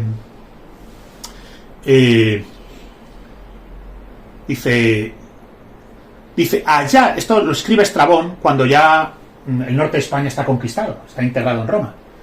aunque solo sea como territorio administrativamente controlado por Roma, aunque ellos sigan teniendo sus costumbres, ¿no? Y dice, allá donde no han penetrado las ventajas de la romanización, dice, los montañeses, dice, conservan su carácter más feroz y brutal, sin tener en cuenta que esta disposición natural entre la mayoría de ellos podría verse aumentada, esa predisposición a la brutalidad y la ferocidad, dice, podría verse aumentada, dice, por la aspereza de su país y el rigor de su clima, por las montañas, ¿no? Y el clima, Asturias, Cantabria.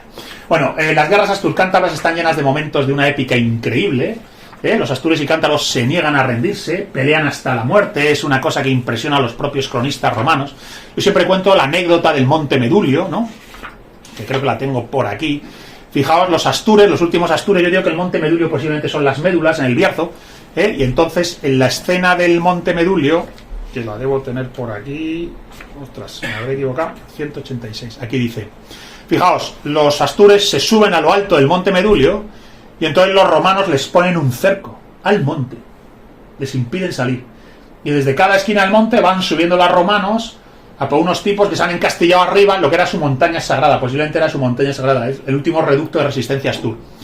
Y entonces dice, por último tuvo lugar el asedio del Monte Medulio, sobre el cual, después de haber cercado con un foso continuo de 15 millas, o sea, fijaos lo que hizo Roma, un foso de 15 millas cercando una montaña, dice, avanzaron los romanos todos de sus partes del cerco, avanzaron hacia arriba, para cogerles arriba a los bárbaros, dice. Cuando los bárbaros se vieron reducidos a tan extrema necesidad, a porfía, y en medio de un gran banquete, se dieron muerte a sí mismos, con la espada y con un veneno que acostumbran allí a extraer del tejo. Sabéis que el tejo es un árbol venenoso, entonces se clavaban la espada y se tomaban el veneno del tejo, en un banquete. Yo me les imagino el banquete, señores, que era por nosotros, estamos, pero bueno, pues bebemos, comemos y nos suicidamos. Pero que no nos cojan estos putos romanos, ¿no? Dice, de esta manera se libraron de la esclavitud, una gente hasta entonces indómita, que les parecía la esclavitud más intolerable que la muerte. Otra enseñanza de la España prerromana. Qué pasada, ¿verdad? Y finalmente, dejarme que lean, fijaos, otro fragmento que hace Estrabón, porque al final la guerra de los cántabros y los astures fue casi una guerra de exterminio. Martín Almagro Gorbea cree que todo hombre en edad de empuñar una espada finalmente fue matado por los romanos. Solo los niños y las mujeres y los viejos debieron sobrevivir. Entonces, fíjate, dice, cuenta como anécdotas, ¿no?, de lo que ocurrió. Entonces dice, fijaos, Estrabón habla de madres matando a sus hijos y luego matándose ellas mismas antes de entregarse a los romanos. Un niño de apenas 10 años que por orden de su padre robó una espada a los romanos y a su familia que estaba presa la mató, y luego el niño se mató a sí mismo. Un grupo de prisioneros que estaban encadenados y los romanos encendieron una gran hoguera, y al unísono los bárbaros se pusieron de pie y se tiraron al fuego antes que seguir vivos. La anécdota del niño a mí es la que más me impresiona. La familia entera está encadenada, los hermanos mayores, el padre y la madre. El niño debe tener 10 años, los romanos han dicho, bueno, al niño no le ates. Y entonces el padre llama al niño y dice, busca una espada, mátanos y mátate. Y el niño coge, busca una espada, la roba la espada a los romanos, mata a su familia y se mata a sí mismo. La educación, formación y mundo en el que vivía esa gente no es el nuestro, ¿verdad? El niño es capaz de asumir esa orden que le da su padre. Vive en un mundo donde es posible decir, tranquilo papá, si eso es lo que hay que hacer, lo hago. Toma ya. Y entonces, bueno, pues la cita famosa de Estrabón que dice, se cuenta en los cántabros este rasgo loco de heroísmo, que habiendo sido crucificados, algunos prisioneros murieron entonando himnos de victoria. Se pusieron a cantar himnos de victoria crucificados por los romanos. Bien, la crónica de la conquista romana de Hispania viene más o menos detalladamente en el libro, ¿vale? Entonces, los bárbaros frente a Roma, en la Galia, en Britania, en Hispania. Y luego, 4 siglos después, los bárbaros contra Roma. Ya termino, que me he pasado de la hora, nunca me gusta hablar más de una hora seguida. Son las invasiones bárbaras a partir del siglo V. Suevos, vándalos, alanos, anglosajones, francos, godos, desbordan las fronteras de Roma y hacen caer a Roma y son el origen de la Alta Edad Media. La Alta Edad Media es una síntesis de Roma, germanos y cristiandad. Esa síntesis es la que desarrolla en el libro mi compañero Daniel Gómez Aragonés. experto fundamentalmente en la España goda. Entonces, esta síntesis de Roma, germanos y cristiandad es la simiente de la cultura medieval. Y aquí los bárbaros han derrumbado los muros de Roma para generar unos nuevos reinos, el reino franco, el reino hispano-godo, lombardos, los anglos, los sajones, y en España nosotros tenemos a los godos.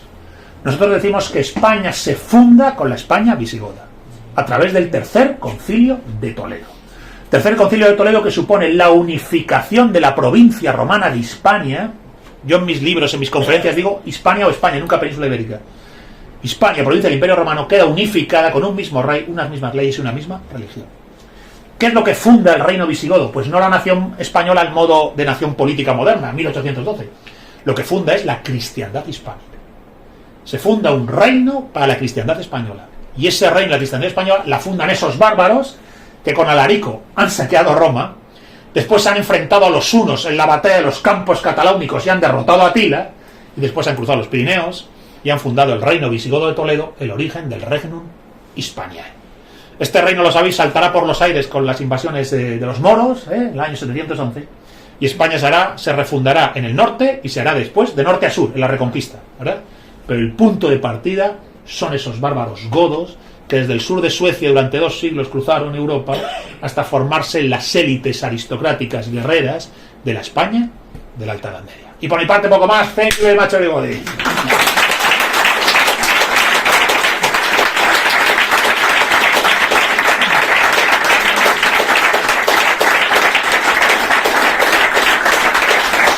Me alargo un poquito, normalmente hablo 45-50 minutos, aquí hemos estado 1 hora, me he pasado un poquitín. Bueno, preguntas, cuestiones, es un tema que a lo mejor puede inspiraros algunas dudas o preguntas que hacer, hasta el momento en que os atienda. Decidme, por favor, si alguien tiene algo que preguntar. Venga, algún comentario, dígame, caballero, arranque, tire. Ante todo, gracias por la claridad y la coherencia de la exposición, me ha encantado, tengo que decir. La pregunta nuestra es paralelismo histórico, hablamos de la decadencia, el periodo de decadencia de Roma. ¿Qué paralelismo podríamos hacer con la decadencia de la Europa actual? Bueno, yo lo planteo no en el libro, pero un poco en las conferencias que a lo mejor he dado. Yo digo que la Europa actual es decadente, es una manzana putrefacta, se parece a esos romanos de los que hablaba Boadicea, ¿verdad? Esos hombres impíos que dicen, estos degenerados tan refinados y en el fondo tan putrefactos. Entonces creo que Occidente es una manzana podrida, que se ve amenazada a su vez no por unos bárbaros, sino por unos salvajes. El salvaje tiene un estadio de irracionalidad, de brutalidad, de crueldad que no tiene el bárbaro. Entonces, por ejemplo, los salvajes son los aztecas.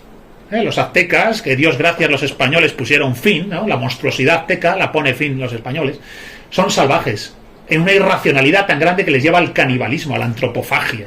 Entonces, el salvaje está en un estadio regresivo. Es decir, lo humano está en estado regresivo en el salvaje. El hombre civilizado decadente está en un estado de putrefacción hacia adentro, de desconexión. Bien, pues el bárbaro, de manera paradigmática, parece que importa, aunque sea de manera tosca, una pureza que le impide la regresión del salvaje o la putrefacción del civilizado. Entonces, para mí, a día de hoy, bueno sería que los propios europeos se convirtieran en sus nuevos bárbaros y detestaran la putrefacción que nos rodea y, por supuesto, no consintieran la irracionalidad del yihadismo, el islamismo y toda esa basura de los obsesos de Dios. Somos hombres de Dios, somos religiosos, pero no practicamos antropofagia religiosa, como hemos llegado a ver en el Daesh, ¿os acordáis? Esa locura, ¿verdad? ¿Cuándo se ha visto eso en España? Una cosa así. Entonces, yo creo que nosotros tenemos que ser el bárbaro que choca contra la putrefacción y la decadencia de la posmodernidad, la deconstrucción y el globalismo, y el bárbaro que no tolera al salvaje irracional. Y que si le tiene que echar patadas, le echa patadas sin dudar. No se anda con chorradas de refinamiento ideológico en torno a la democracia y los derechos humanos. Bueno, pues mira, no, tío. Usaremos la democracia y lo que haga falta, pero no hasta el punto de volverme gilipollas y dejar que las cosas hacia adentro se pudran y desde fuera, bueno, pues venga una cosa tan loca como el islamismo. Pues eso no lo vamos a aceptar, a la mierda. Entonces yo ahí sí veo que el bárbaro puede enseñarnos algo. Tenemos trabajo por delante, ¿no? Parece. Dígame. Sí, este concepto de bárbaro no lo podríamos aplicar a los romanos arcaicos, ¿no? Exacto, Arcaicos, sí. porque si leemos a Cicerón, Catón el Viejo, Sí. pues ya describen esa sociedad virtuosa, Cosa de Cincinato, Sí. etcétera, los antiguos héroes griegos. El ciclo grecorromano y el ciclo romano es muy amplio. Entonces, cuando Boadicea da ese discurso que recoge Tácito, son los tiempos de Nerón. Es que ya ha pasado mucho tiempo desde Rómulo y Remo. Ha pasado mucho tiempo desde Cincinnato, ¿verdad? Ha cambiado mucho Roma. Las severitas et gravitas de Roma, la severidad, la gravedad estoica romana, no es la de esos hombres que duermen con muchachos en colchones y los corrompe, que dice Boadicea. Entonces, Roma sufre un proceso de putrefacción. De hecho, para muchos investigadores, los elogios, lo he dicho antes, los elogios que hace Roma de Viriato, de Boadicea, de Calgaco, cuando los romanos elogian a los bárbaros, les retratan normalmente como héroes estoicos. Es decir, cuando Roma señala algo positivo en el bárbaro, sobre todo lo hace con Viriato, son todo elogios para Viriato, es como si fuera un héroe estoico. Es decir, mira en Viriato lo que tendría que ser el ciudadano medio de Roma, que ya es una manzana podrida. Entonces también hay un ejercicio de autocrítica en las crónicas grecorromanas, cuando el bárbaro es descrito no como un bárbaro furibundo, cruel y sanguinario, como los galos en el oráculo de Apolo en Delfos, sino cuando es descrito como Viriato. Ya lo habéis leído, o sea, ya lo habéis escuchado. Es que parece un caballero medieval, ¿verdad? El honor, no sé qué, el valor, no sé cuánto, no necesita nada, es austero, duerme al raso, es valiente, es generoso con sus hombres. Es admirable. Bien, pues hay un espejo ahí en el que los romanos dicen, ostras, mejor casi aprender del bárbaro que de la propia putrefacción de la ciudadanía romana ya de esa época de Estrabón o de Tácito y demás. Dime. El concepto de bárbaro tuyo no es el de extranjero, sino del hombre puro, limpio, de verbo antiguo. Vamos a ver, sí, no exactamente. Vamos a ver, lo explico al principio, que el bárbaro ha tenido distintas lecturas en la historia. El bárbaro, en principio, en el mundo griego, es una cosa terrible. O sea, están asustados. De hecho, incluso después en Roma, en tiempo de las invasiones de los cimbrios y teutones, es lo mismo, los cimbrios y teutones vienen de Germania, posiblemente de la actual Dinamarca, saquean la Galia, amenazan Roma. Hay una sensación de decir, esta fuerza desatada nos va a arrasar. Es verdad que ahí son retratados como una amenaza de una fuerza primordial. Y posteriormente, conforme la amenaza queda cancelada, es cuando los romanos son capaces de hablar elogiosamente o de Viriato o de Boadicea o de lo que fuera. Pero ahí el bárbaro no es tanto el extranjero como aquel que es portador de una pureza antigua que nosotros hemos perdido. Es decir, Rómulo y Remo, criados por una loba, son bárbaros. Nerón, que toca la lira y está como afeminado, ya no lo es. Es una civilización decadente. Entonces yo creo que eso también hay que saber verlo cuando ves en las fuentes históricas cómo se va hablando de los bárbaros. Fijaos, cuando habla del vikingo, el vikingo en la Edad Media siempre es negativo, desde la cristiandad. En las sagas vikingas, el héroe vikingo parece caballeresco. En las sagas vikingas, el héroe es caballeresco. En el Cantar del Nibelungo, que tiene todo un eco ancestral germano, hay una dimensión caballeresca. Pero para la cristiandad no. El vikingo es un monstruo. Ahora, llega el romanticismo y la cosa cambia.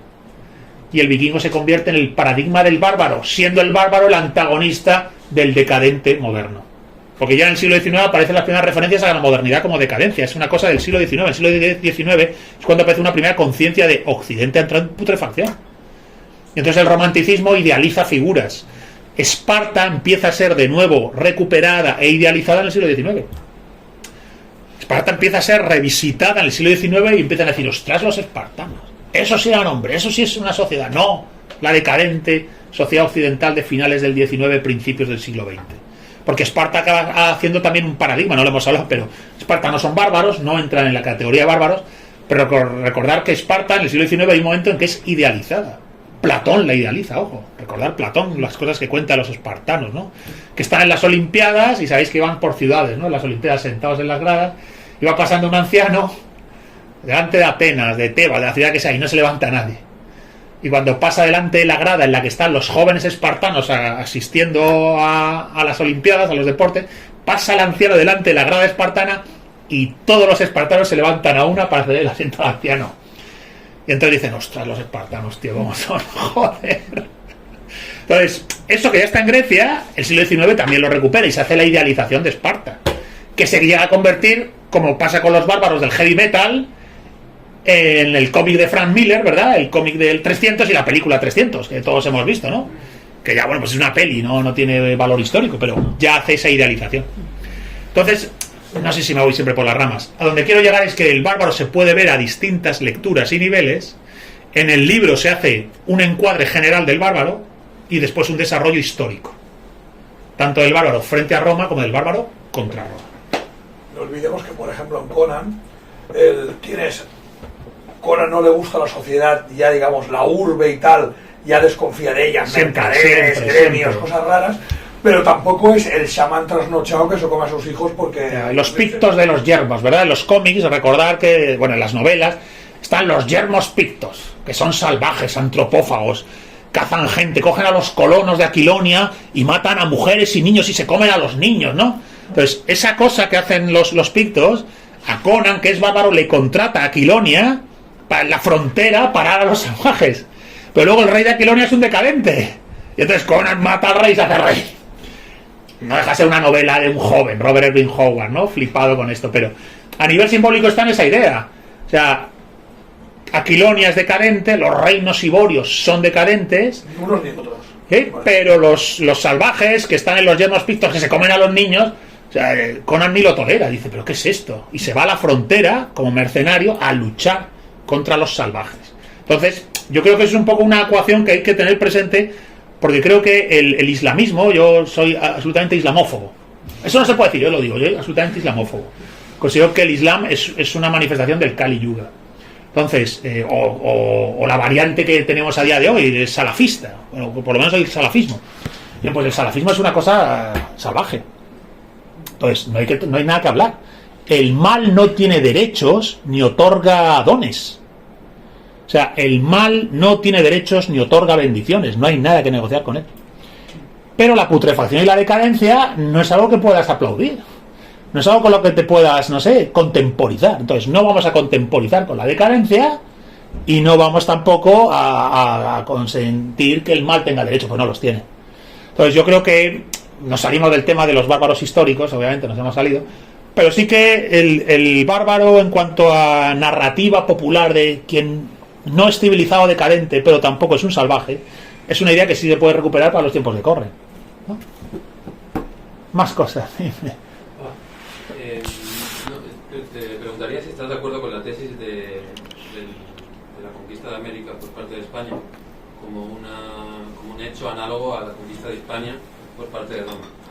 Y en ese sentido, si lo consideras así, si los calificados como salvajes, en su mayoría en América, no podrían calificarse también como bárbaros. No, yo ahí no estoy ahí. Esa comparación que se hace de Roma conquista Hispania, Hispania conquista a los aztecas, es errónea. Porque cuando llegan los españoles allí son cristianos. Rezan al Dios uno y trino.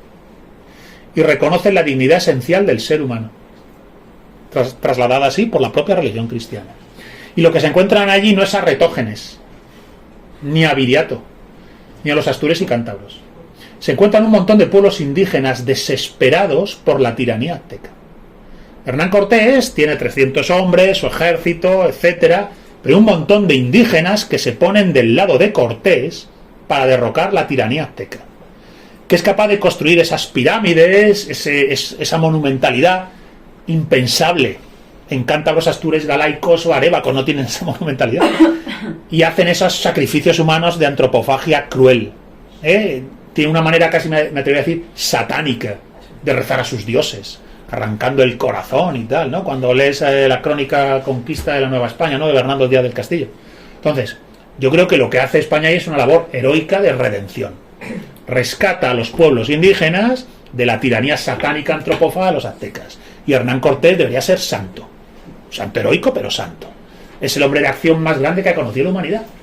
Más que Alejandro, más que César, más que Atila. Y encima lo hace liberando a los pobres indígenas de la monstruosidad azteca. Entonces, no es comparable. Y además, a esos indígenas después les trae el mensaje cristiano, donde se les va a reconocer una dignidad esencial que no es reconocida en las coordenadas en las que se mueve la religiosidad chamánico-telúrica de Mesoamérica. Entonces yo creo que no es igual, pero dime. No, yo estaría de acuerdo en el caso de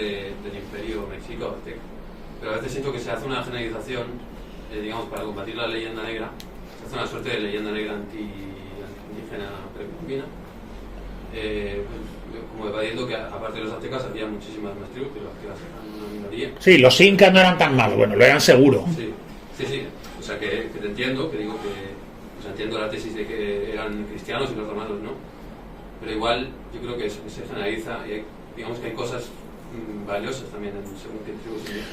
Vamos a ver, el Espíritu Santo no se aparta. Así que, aunque te vayas a la selva más remota de donde quieras, hasta en la tribu más, no sé, degradada o regresiva, el Espíritu Santo no se aparta. Así que vas a encontrar cosas buenas en todas partes, porque Dios lo penetra todo. No estamos aquí tirados de cualquier manera. Esto ya no, Dios no se aparta. Entonces, obviamente puedes encontrar cosas buenas en todas partes. Pero el mundo americano, precolombino, necesitaba la rectificación correspondiente de la civilización hispánica, que no es sino la cristiandad hispánica universal. Entonces es el gran imperio civilizador de la historia de la humanidad, el proyecto civilizador más grande que ha conocido la humanidad. Porque cuando surjan otros imperios de vestiduras cristianas, pero trasfondo protestante, aparecerán formas brutales de esclavismo, de explotación. Que el Imperio Español no es ninguna cosa de rosas, que también hubo todas las cosas malas que pueda haber entre hombres. Los seres humanos somos pecadores, la naturaleza quebrada del hombre, que dice el Quijote. Entonces es imposible que fuéramos todos santos. Pero el proyecto tiene unas coordenadas, el proyecto español, que no tienen la cristiandad protestante. Entonces yo creo que en realidad lo que hace España en las Américas es una labor de rectificación y sanación, de elevación espiritual de esos pueblos. Y en ocasiones de liberación. Por eso digo que el Imperio Español es un imperio santo. Es decir, tiene un proyecto santo, que no es comparable al de Roma, que era un imperio con esclavos, ¿verdad? Y no era al imperio colonialista protestante, que lo que hace es calcinar un territorio, explotarlo e irse, ¿no? Pero yo creo que merece la pena estar muy orgullosos de Hernán Cortés y de Pizarro. Pero no es el escenario del bárbaro de Viriato contra Roma, no es eso. ¿Crees que los pueblos de Europa, sobre todo actualmente ahora en España, está habiendo un levantamiento de la sociedad contra toda esta putrefacción o aún nos queda mucho tiempo y si no sí, qué camino se debería de tomar? Bueno, yo creo que es evidente que se está gestando una suerte de frente amplio de personas a veces muy distintas entre sí, según sus ideas, sus orígenes, etcétera, que simplemente están en contra de hacia dónde avanza el proyecto posmoderno de sociedad y civilización. Es decir, la posmodernidad es un vórtice que avanza hacia un horizonte de distopía ultra progresista, yo lo llamo la distopía ultra progresista, es profundamente irracional, con la ideología de género demuestra su irracionalidad disparatada. Entonces, conforme eso avanza cada vez a un abismo más irracional y distópico, van surgiendo personas que se van encontrando, son distintas entre sí, unos vienen de la izquierda, otros de la derecha, unos son ateos, otros son católicos, unos dicen que eran fascistas, otros eran anarquistas, pero hay un montón de personas que se van encontrando y dicen, ostras, ya habrá tiempo de entre nosotros discutir, pero lo que tenemos enfrente es un mal común, o sea, es una monstruosidad aberrante. Entonces la distopía ultra progresista está generando una sutil, por ahora, inorgánica, inarticulada reacción. El éxito de Donald Trump en Estados Unidos, el éxito de Meloni en Italia, de Víctor Orbán en Hungría, la resistencia de Le Pen en Francia, no sé, no significa gran cosa porque la política en realidad no es gran cosa. En términos absolutos la política no es gran cosa en los tiempos que corren. Pero puestos a buscar síntomas, son síntomas de que, yo qué sé, hay gente que no traga con según qué disparates. Hoy lo hablaba en la comida con estos amigos, ¿no?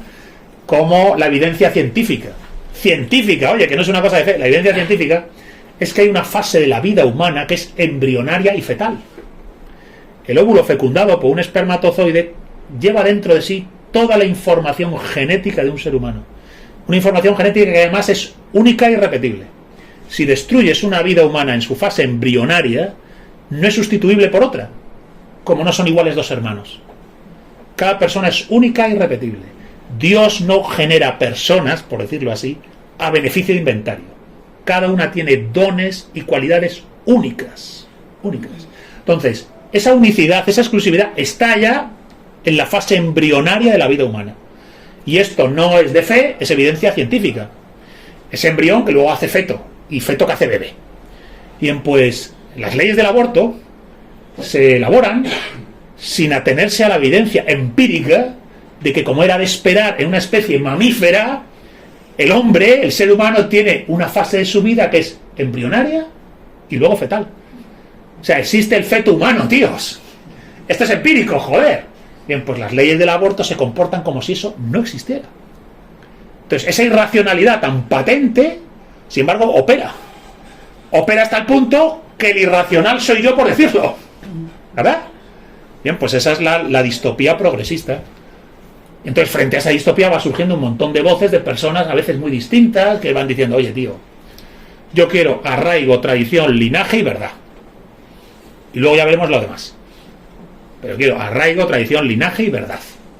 Porque si no tengo una verdad que me hace libre, voy a tener una libertad que pretende hacerme verdadero. Y cuando la libertad pretende hacerme verdadero sin apelar a una verdad anterior que me informa y me guía, lo que me va a ocurrir es que voy a acabar loco. Quien hace la libertad un fin en sí mismo y no una consecuencia de la verdad, acaba enloquecido, acaba neurótico. Como está la sociedad posmoderna llena de personas enloquecidas. No, yo creo que la vida moderna es patógena, es decir, genera enfermedad mental. Yo creo que es casi imposible estar cuerdo en los tiempos que corren. O sea, es que es imposible no estar medio lesionado psicológicamente. Bien, pues si del común ya vas medio lesionado en los tiempos que corren, no te digo ya si no haces un mínimo ejercicio de fortaleza interior, de comprensión de las cosas, de reconocer, discernir las falsedades, engaños y errores de la civilización posmoderna. Fijaos este detalle que he contado del aborto, que es evidente, joder, que es una cosa empírica, tío. La vida humana tiene una fase embrionaria. ¿Ahora qué hacemos con ella? Nos comportamos como si eso no fuera real. Y entonces decimos, fijaos, dice la ley del aborto, en España creo que es, ¿no? Hasta la semana 14 se puede abortar. Y a partir de la 15, no, yo digo, oye, espera un momento. ¿Qué ha pasado entre la 14 y la 15? Que de repente eso ha pasado de no ser humano a ser humano. ¿Qué coño ha pasado? ¿Por qué la 14 y no la 13? O la 11 o la 20, yo qué sé, ¿de dónde la habéis puesto? O sea, este criterio es tan irracional, tan arbitrario, respecto a una cosa tan seria que la ha visto acá a los cojones. No tenéis razón. No tenéis razón, a ver. Entonces, bueno, pues estas son las cosas que hay que pelear a día de hoy. Es un tiempo de decirle a una sociedad decadente, habéis legislado de manera caprichosa, irracional y arbitraria respecto de lo más sagrado, la vida humana en su fase más vulnerable, embrionaria. Eso se llama decadencia y degeneración. No se puede hacer. Los salvajes seguro que lo hacen, los decadentes también. Bien, pues nosotros no. Tengo una duda. A veces me pregunto si podría haber sido posible algún otro tipo de romanización de Hispania. Todo lo traigo a colación por el tema de que no se habla mucho de las guerras sertorianas. Sí. Es un tema apasionante. Sí. Yo lo llego a plantear en mi tesis doctoral, pero claro, Sertorio fue derrotado, no lo sabemos. Daría la impresión de que durante el periodo de las guerras civiles entre el bando popular y el bando senatorial, por decirlo así, la élite oligárquica de Roma y los líderes del pueblo, Julio César es el máximo representante del bando popular, en esa guerra civil hay un momento en que el bando popular es liderado por Sertorio. Y Sertorio escapa de Roma, pero se viene a Hispania, invitado por los lusitanos, que han perdido a Viriato, pero siguen siendo rebeldes. Y entonces los lusitanos pergeñan una idea en su cabeza muy interesante, y es que nos lidere un romano, que nos romanicemos a través de ese señor, pero que sea rebelde contra el Senado. Los lusitanos lo que no queremos aceptar es la unilateralidad senatorial, de lo que sería la oligarquía romana. Y entonces surge la posibilidad de una romanización mucho más flexible, como la que pudo haber planteado Sertorio. Pero Sertorio fue derrotado por Pompeyo, creo recordar, ¿no? La guerra con Pompeyo y Sertorio. Es derrotado, y esa posibilidad de una romanización más flexible, a la cual han invitado los propios lusitanos a Sertorio a participar, pues se frustra. Se frustra. Pero es verdad que el personaje de Sertorio es interesante, porque él realmente llega a plantear una especie de Roma en la cual los pueblos bárbaros son amigos aliados de esa Roma, y no meros súbditos del Senado romano, como planteaba el bando senatorial. Que luego, cuando César toma el poder como jefe del bando popular, él ya genera la tiranía perpetua y prepara lo que va a ser después el imperio, cuando se llega a Augusto y demás, que es, bueno, pues cuando ya Roma se plantea siempre ya en términos unilaterales. Entonces, bueno, es un tema apasionante. ¿Podría haber habido una fórmula más flexible de romanización? Bueno, pues quizás, a lo mejor en Hispania con Sertorio, pero bueno, Sertorio no era el mejor militar del mundo, y no le salió bien, fue derrotado. ¿Alguna cosa más? Dígame. Te quería hacer otra pregunta, es muy simple, pero para ella tener un trasfondo bastante amplio. ¿Qué le podrías decir a los jóvenes, sobre todo actualmente, que han llegado a perder toda esa fe y todo ese sentimiento hacia la tradición y a la patria, que dejan todo al lado, ¿no? lo que es la historia, lo que les ha conllevado a estar a donde están y todo el esfuerzo que han merecido y lleva detrás? ¿Qué hacemos con el joven o el hombre nihilista de la modernidad? Mándalo a Valencia. Mandarle a Valencia es una buena opción. Creo que lo de Valencia, mira, Valencia es una buena opción, básicamente porque el hombre posmoderno básicamente vive para la seguridad, la felicidad, el hedonismo, el placer. O sea, no se entera de qué va la vida. Entonces, bueno sería que fueran a Valencia para decirle, mira, ¿ves lo que pasa en Valencia? Esto te demuestra que todo lo que te rodea es transitorio, impermanente y efímero. Tú vas a envejecer, enfermar y morir. Todo lo que te rodea envejecerá, enfermará y morirá. Nada de lo que te rodea se sostendrá en el tiempo. Construirás un polígono industrial increíble y 50 años después vendrá una gota fría y lo arrasará. No eres dueño de nada. Todo lo que tienes no es tuyo. Todo está en manos del azar, del destino y de la fatalidad. Y no te vas a salvar, morirás. Primera verdad irrefutable, ¿eh? Eso no tiene arreglo, ¿verdad? Segunda verdad, mira dentro de ti. Mira dentro de ti. Mira dentro de ti qué es lo que quieres. Una vez asumes que la muerte manda, la reina del mundo es la muerte. Todo lo que ves, todo lo que aparece, hasta las montañas algún día, ¡pum!, desaparecen. Hasta el sol que brilla, la ciencia te dice que algún día se apagará. Es decir, no tiene arreglo. No hay plan B. No hay plan B. Todo lo que te rodea está de paso. Entonces, una vez asumes eso, dices, mira dentro de ti qué quieres. ¿Qué es lo que más quieres? Dentro de ti, ¿qué es lo que más quieres? Pues tú quieres un estado de verdad, de fuerza, de estabilidad, aún en un mundo donde todo es impermanente, transitorio y efímero. Bien, pues esa dimensión interior de fuerza y de solidez, a pesar de lo efímero y transitorio, es la dimensión teológica, metafísica, espiritual de la vida. Y esta dimensión, a su vez, tiene unas raíces históricas antiquísimas, que son como un tesoro que se te da de los siglos, para que aprendas a despertar a esa dimensión metafísica, teológica y espiritual de la vida. Porque en el fondo, frente a un mundo donde sabes que todo está perdido y todo morirá, tú lo que quieres es una fuerza más grande que la muerte. Y esa fuerza más grande que la muerte solo posee esa dimensión metafísica, teológica y espiritual. Entonces, en realidad, tú lo que más quieres es ser un hombre de la tradición, pero no lo sabes. Entonces, bien está recordarlo y decir, no quiero ser un moderno. Entonces, ¿qué significa no ser un moderno? Uno, memento mori. ¿Qué ponía la entrada de los cementerios antes? Memento mori, recuerda que vas a morir. ¿Qué fue el barroco español? ¿Recordáis el papel de la muerte en el barroco español? Finis gloria mundi, el destino del mundo es finiquitarse. El barroco español recuerda la muerte. Y una vez recuerdas la muerte, lo segundo que dices, quiero el absoluto, quiero la trascendencia. Tan alta vida espero que muero porque no muero. Nada te turbe, nada te espante, quien a Dios tiene nada le falta, la paciencia todo lo puede, solo Dios basta. Santa Teresa de Jesús. Entonces, esos son los dos pilares del hombre de la tradición. El hombre moderno de esto no tiene ni puta idea. Se cree que Netflix, TikTok y ¿cómo se llama lo de ligar? Tinder le va a servir de algo. Entonces, no, hay que decir, yo qué es lo que quiero en realidad, qué es lo que quiero en lo más profundo de mi ser, ser un hombre de la tradición o una mujer de la tradición. ¿Y qué significa eso? Vivir de verdad, con los pies en la tierra, en la realidad. Y la realidad implica que haces una ciudad súper potente como Valencia, con todos los medios de la modernidad, y te llega una gota fría y te la arrasa. Y no solo te la arrasa, sino que salen unos mamarrachos a decirte que es el cambio climático, que dices, oye colega, que desde tiempo de los romanos ya aparece una gota fría, que los íberos le dicen, la Valencia, la funda Roma, el primer campamento que planta en Roma se lo lleva una riada. Y tienen que decirle a los íberos, ahí no se puede poner la ciudad, tíos. Nosotros vivimos en otros lados, tenemos colocada la vida de otra manera. Joder. Entonces, yo creo que ser realistas, al modo de la tradición española, que es muy realista, ¿verdad? Ser realistas implica ser un poco barroco español. El barroco español es nada te turbe, nada te espante, quien a Dios tiene nada le falta, y el recuerdo de la muerte, memento mori. Entonces, con eso dejas de ser un joven decadente de mierda, con la PlayStation y no sé qué.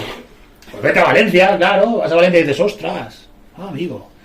Entonces la cosa cambia. De hecho, te surge una cosa muy bonita que es la alegría heroica. Es decir, si la muerte nada, si no puedo nada frente a la contingencia de las cosas, porque todo es impermanente y transitorio, que la impermanencia y transitoriedad de las cosas no pueda nada dentro de mí. O sea, si no puedo nada frente a este mundo que es así, donde todo lo que viene algún día se va, bien, pues este mundo en el que todo viene y luego se va, no pueda nada contra mí. Y entonces Santa Teresa te dice, nada te turbe, nada te espante, quien a Dios tiene, nada le falta, solo Dios basta. Tan alta vida espero que muero porque no muero. ¿Qué hacen los cántabros cuando les crucifican los romanos? Cantan himnos de victoria. A unos tíos así no les puedes ganar, o sea, les puedes matar, pero no les puedes Por ganar. eso creen que eran unos sonados. Dice, pero dice, los hemos ganado, les estamos dedicando. Claro, dice, se cuenta este rasgo loco de heroísmo, dice Estrabón, se cuenta en los cántabros este rasgo loco de heroísmo. Que habiendo crucificado a algunos cántabros, murieron entonando himnos de victoria. Yo digo, oye, loco tú, que eres un romano civilizado. Para el bárbaro dice, ¿qué puedes hacerme? Aparte de matarme, ¿qué puedes hacerme? Entonces canta un himno de victoria. Mirad, he contado lo del niño, el niño cántabro ese que mata a su familia. Digo, joder, ¿en qué mundo viven para tener esa capacidad de estar por encima de su miedo? No, el niño no tiene miedo, es capaz de hacer una cosa así. Pues hay una anécdota que también cuento en el libro, muy interesante, de cómo muere el tío de Aníbal.